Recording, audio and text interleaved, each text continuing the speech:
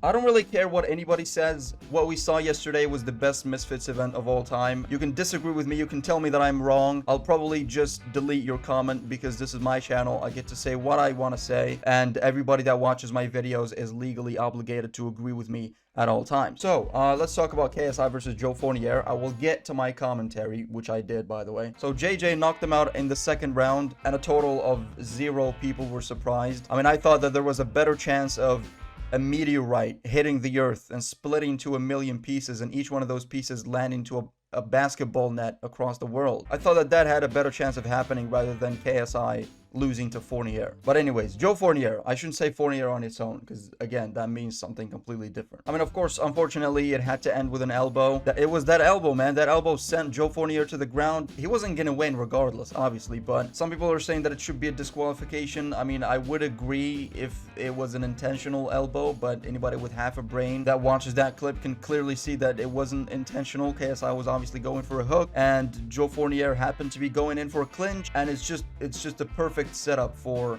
an unintentional elbow. So yeah, very unfortunate. It's sad that it had to end that way, but other than that, that entire event was just, I honestly couldn't think it could have been any more perfect. But anyways, if you do remember, obviously I said that I was gonna commentate over the fight, and I did live. I didn't want to do a video because obviously if I did a video, I'm gonna see like a bunch of comments saying that, you know, it's edited or whatever. I actually wrote a script for what I was gonna say. So I did a live stream completely unscripted. This is me actually commentate or trying to commentate over a fight. I try to commentate over every single one of the fights, and I'm going to show you right now the highlights of me commentating over JJ's fight. Going into this thing, I was kind of confident because I was thinking, like, even if I did mess it up completely, I still have the excuse of, you know, English being my second language, so I can always just like cling on to that. But anyways, here's the highlights of me commentating over KSI's fight. Yeah, enjoy. KSI, as we all know, is the world famous retired FIFA player, currently a reaction YouTuber. You might be using hearing aids if you're a fan of his videos. He's also global superstar businessman.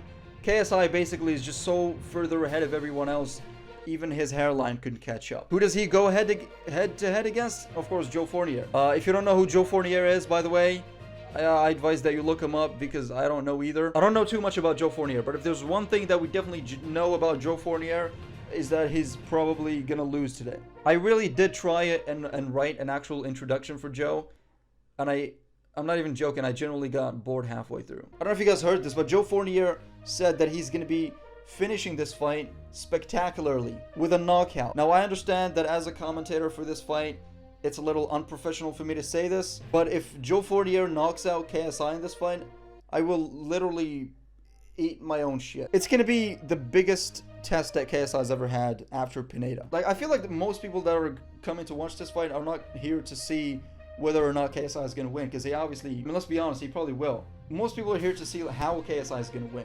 How has he changed? How has he improved since his last fight? This is happening, ladies and gents. So obviously, as we all expected, KSI is coming out much more aggressive than Joe Fournier. Joe Fournier, a lot more flat-footed. Not really as bouncy as JJ, and boom, already Joe Fournier is on the floor. It wasn't a knockdown. They went into a clinch, and JJ basically just dragged them into the ground. Here we go, back into it. I don't think JJ has put his hands up once.